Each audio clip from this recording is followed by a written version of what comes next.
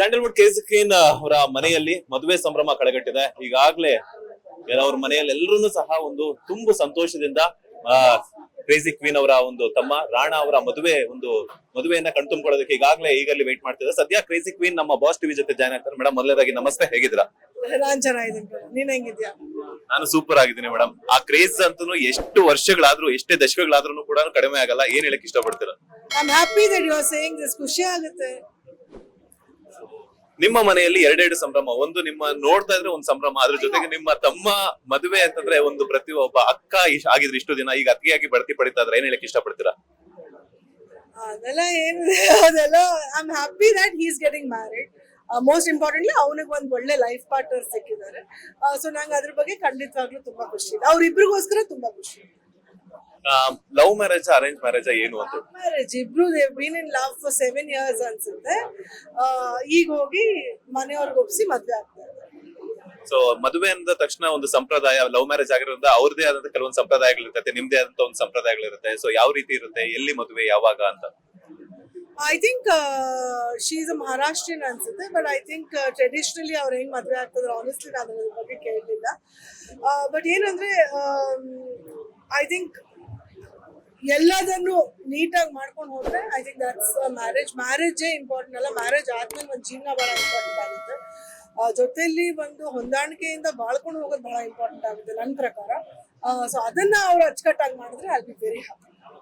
Madam, Sandalwood ಅಂತ ಮದುವೆ ಅಂದ್ರೆ ಯಾವ್ದಾದ್ರು ಒಂದು ಕಲಾವಿದರ ಮದುವೆ ಇಲ್ಲ ಅಂತ ತಕ್ಷಣ ಇವಾಗ ಸ್ಯಾಂಡಲ್ವುಡ್ ಎಲ್ಲ ಒಂದು ಗೆಟ್ ಟುಗೆದರ್ ಆದಂಗ ಆಗುತ್ತೆ. ಸೊ ಯಾರಿಗೆಲ್ಲ ಇನ್ವಿಟೇಷನ್? ಬಿಕಾಸ್ ಎಲ್ರಿಗೂ ಇನ್ವಿಟೇಷನ್ ಅಂದ್ರೆ ಪಕ್ಕ ಟಾಲಿವುಡ್ ಆಗಿರ್ಬೋದು, ಕಾಲಿವುಡ್, ಬಿಕಾಸ್ ನೀವು ಒಂದಷ್ಟು ಸಿನಿಮಾಗಳಲ್ಲಿ ನಟಿಸಿರೋದ್ರಿಂದ. ಸೊ ನಾನು ಹೈದರಾಬಾದ್ ಹೋಗಕ್ಕಾಗಲಿಲ್ಲ, to be very honest.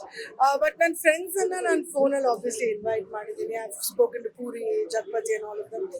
But also ನನಗೆ ಕನ್ನಡ ಚಿತ್ರರಂಗದಲ್ಲಿ ಎಲ್ರಿಗೂ ಇನ್ವೈಟ್ ಮಾಡಿದ್ದೀನಿ. I have invited a couple of politicians who are very close to, and so definitely ಅದೊಂದು ಸಂಭ್ರಮನೇ. ಅಂದ್ರೆ ನಾವು ಯಾವಾಗ್ಲೂ ಒಂದು ಒಳ್ಳೆ ದಿವಸ ಆದಾಗ, ಒಂದು ಆಚರಣೆ ಆದಾಗ ನಮ್ಮವ್ರನ್ನ ನಾವು ನಮ್ಮ ಜೊತೆಲಿ ಇರ್ಬೇಕು ಅಂತ ತುಂಬಾ ಅನ್ಸುತ್ತೆ.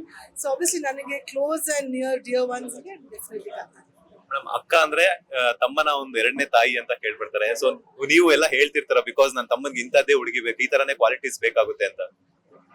No, we just wanted someone. ಅಂದ್ರೆ ಒಂದು ಮದ್ವೆ ಅಂದ್ರೆ ಅವ್ರಿಬ್ರು ಮಧ್ಯದಲ್ಲಿ ಎಷ್ಟು ಚೆನ್ನಾಗಿ ಒಂದು ಬಾಂಡ್ ಇರಬೇಕು ಅಷ್ಟೇ ಅನ್ಸುತ್ತೆ. I think with the family the girl should bond very well ಅನ್ಸುತ್ತೆ ನನಗೆ. ಬಟ್ ನನಗೆ ಮೋಸ್ಟ್ ಇಂಪಾರ್ಟೆಂಟ್ಲಿ ಏನಂದ್ರೆ girl should be very adjusting to everybody. ಅವಳೇ ಅಲ್ಲ, he should also be adjusting to their family ಅಂತ ಅನ್ಸುತ್ತೆ. ಬಟ್ ಐ ಫೀಲ್ ದಟ್ ಅವರಿಬ್ರು 7 ವರ್ಷ ಜೊತೆಲಿ ಇದ್ರೆ ಡೆಫಿನೆಟ್ಲಿ ಆ ಅಂಡರ್ಸ್ಟ್ಯಾಂಡಿಂಗ್ ಬಂದಿರುತ್ತೆ ಅನ್ಸುತ್ತೆ ಇದ್ರ ಮಧ್ಯದಲ್ಲಿ.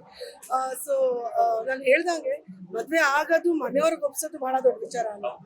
ಮದ್ವೆ ಆದ್ಮೇಲೆ ಒಂದು ಒಳ್ಳೆ ಜೀವನವನ್ನ ಮಾಡ್ಕೊಂಡು ಹೋಗೋದು ಬಹಳ ಇಂಪಾರ್ಟೆಂಟ್. ಅದು ಮಾಡ್ಕೊಂಡು ರಾಣಾ ಅವ್ರು ಬಂದು ನಾನು ಈ ತರ ಲವ್ ಮಾಡ್ತೀನಿ ಅಂದಾಗ ನಿಮ್ ಎಕ್ಸ್ಪ್ರೆಷನ್, ಆ ಮೂಮೆಂಟ್ ಹೆಂಗಿತ್ತು ಮೇಡಮ್? ನಾನು ಸ್ಕೂಲಲ್ಲೂ ಹೇಳಿದಾನೆ, ಕಾಲೇಜಲ್ಲೂ ಹೇಳಿದಾನೆ. ಅದಂತ ಎಕ್ಸ್ಪ್ರೆಷನ್ ಏನಿಲ್ಲ. ಓಕೆ. ಲೇಟೆಸ್ಟ್ ಹಾಗೂ ಇಂಟ್ರೆಸ್ಟಿಂಗ್ ಸುದ್ದಿಗಳಿಗಾಗಿ ಬಾಸ್ ಟಿವಿ ಕನ್ನಡ ಚಾನೆಲ್ನ ಸಬ್ಸ್ಕ್ರೈಬ್ ಮಾಡಿ. ಹಾಗೆಯೇ ಬೆಲ್ ಐಕಾನ್ ಪ್ರೆಸ್ ಮಾಡಿ. ಇದರ ಜೊತೆಗೆ ಫೇಸ್ಬುಕ್, ಇನ್ಸ್ಟಾಗ್ರಾಮ್, ಎಕ್ಸ್ ನಲ್ಲೂ ಮಿಸ್ ಮಾಡದೆ ಫಾಲೋ ಮಾಡಿ.